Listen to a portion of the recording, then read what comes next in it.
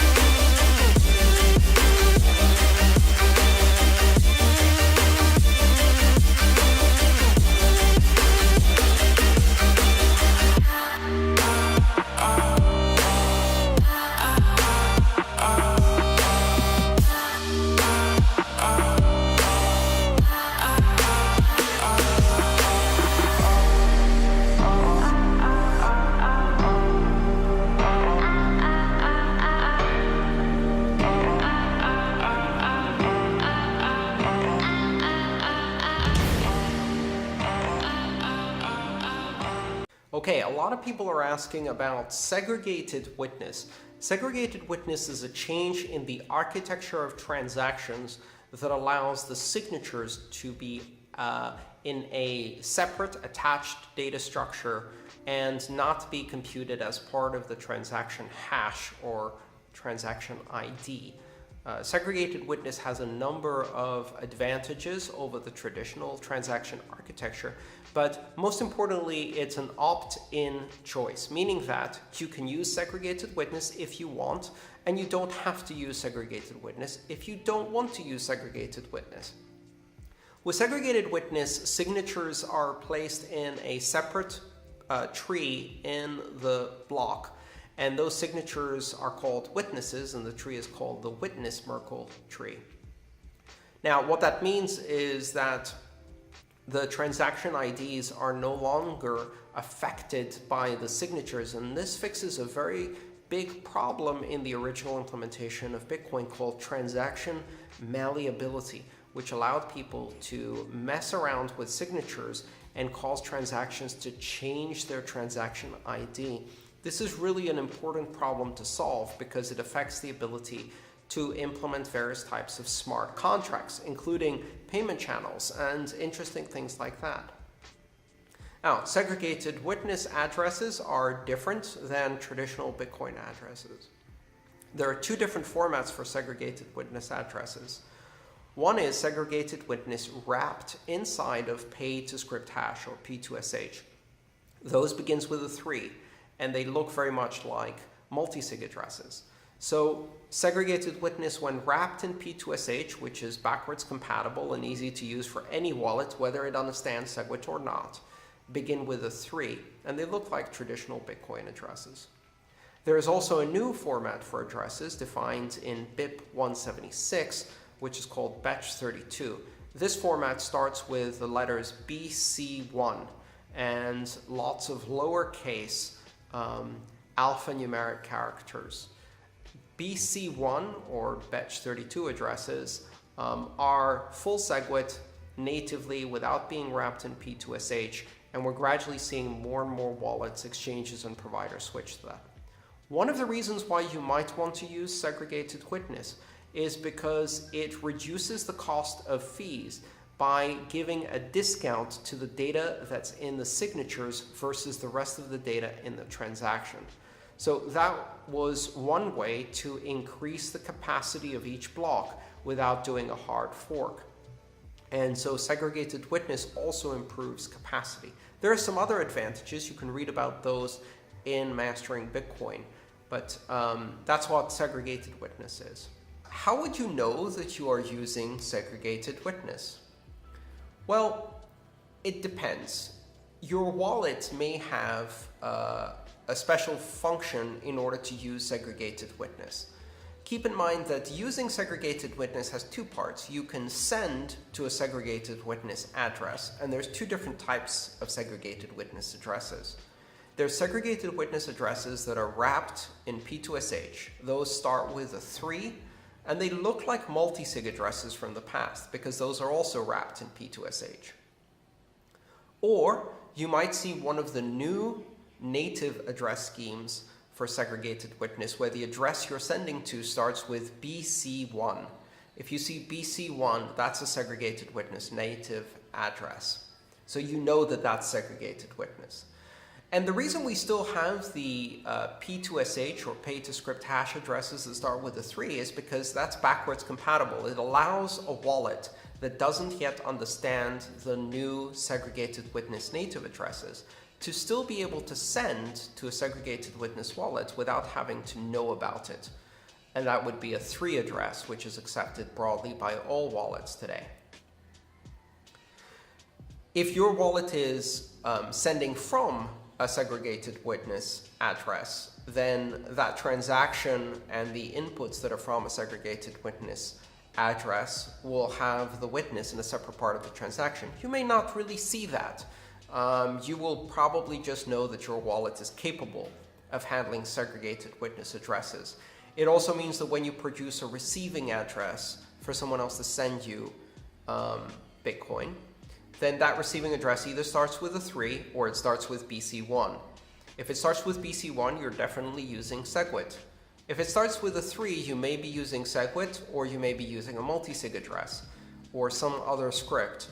And if it starts with a 1, traditional old-style Bitcoin address, you are definitely not using a segregated witness-enabled address. What type of malleability and scalability issues can Bitcoin present without using segregated witness?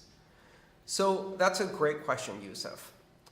If you make a transaction today without using segregated witness, a third party can malleate that transaction, which means they can modify it in ways that you haven't authorized and retransmit a competing transaction that has a slightly modified signature, such that the transaction is still valid, but its transaction ID has changed.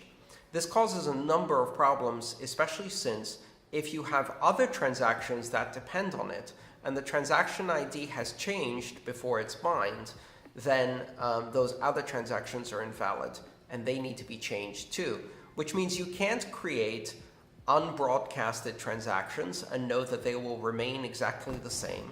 You can't create dependent transactions or chain many transactions together because until each of them is confirmed, the transaction ID can be changed by a third party and rebroadcast as a separate transaction.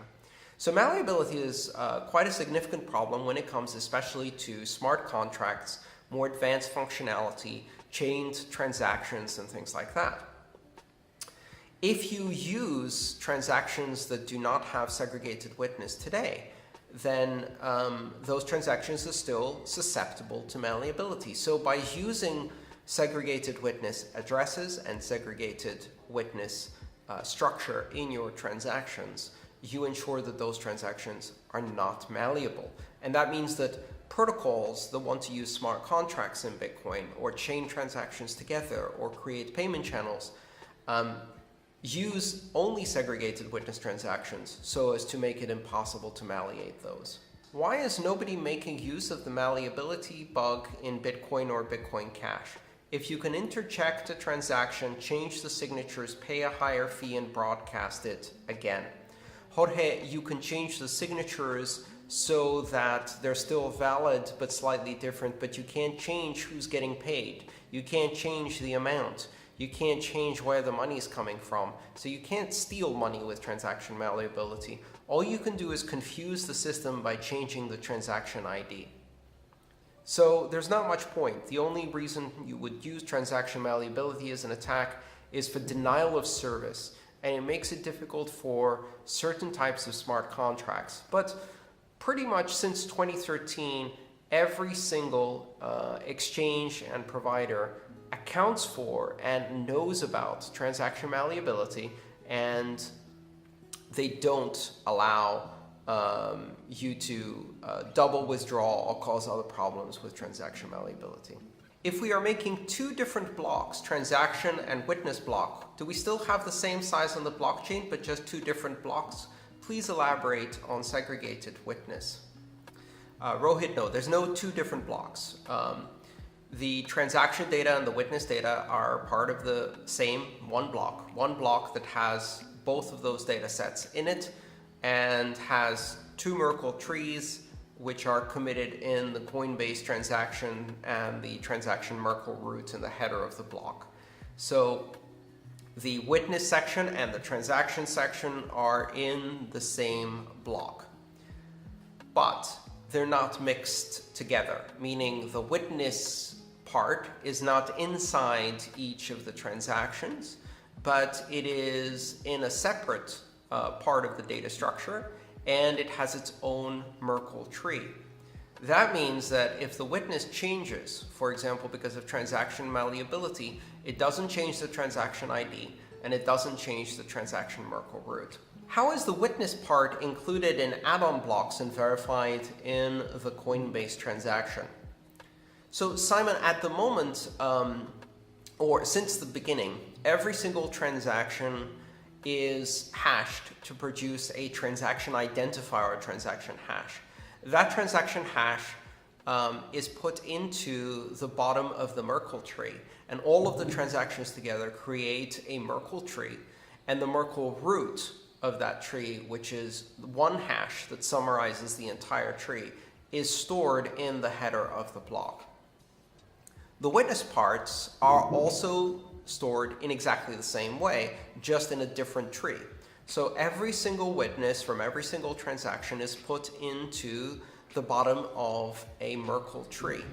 The Merkle tree summarizes all of those things into a Merkle root, and this one's called the witness Merkle root, and the witness Merkle root is incorporated in the Coinbase transaction. Validation of the block requires validating that the Merkle root of transactions is correct and includes all transactions, and the Merkle root of witnesses is correct in the Coinbase and includes all witnesses.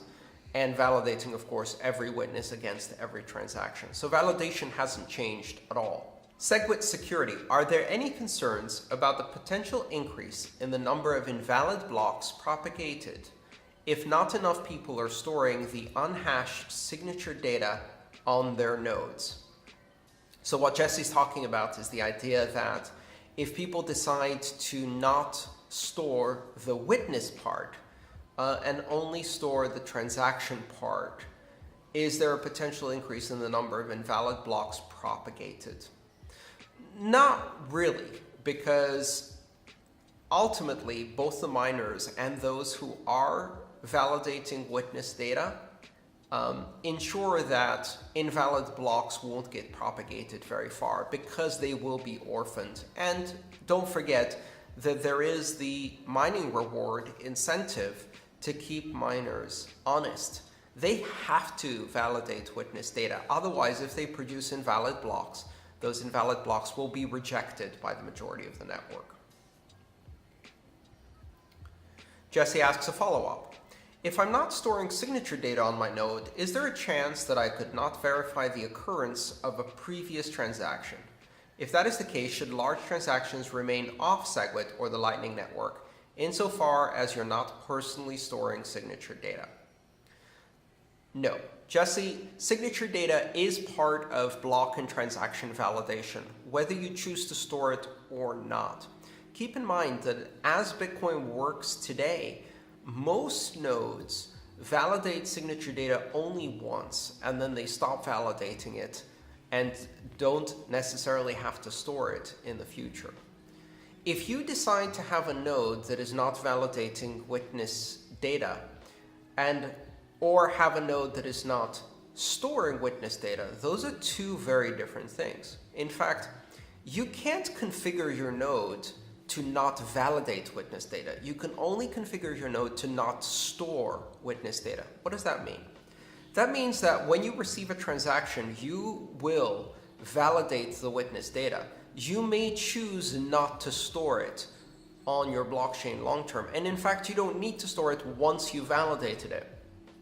If you choose not to validate witness data, you are not running a validating node. And if you're not running a validating node, you are essentially operating in simple payment verification, SPV mode, which means that you are relying on the miners to do the validation for you. That is not an authoritative validation. So you have a range of choices. You can validate but not store. But if you choose not to validate, then you might as well simply run a light client, because you are no longer validating transaction data, you're running an SPV node. And you've always had the opportunity to run an SPV node. And an SPV node has less security than a fully validating node. The only difference now is that you can be a fully validating node, but not fully store all of the data. Just like you can prune the blockchain to reduce its disk space, you can also not store witnesses.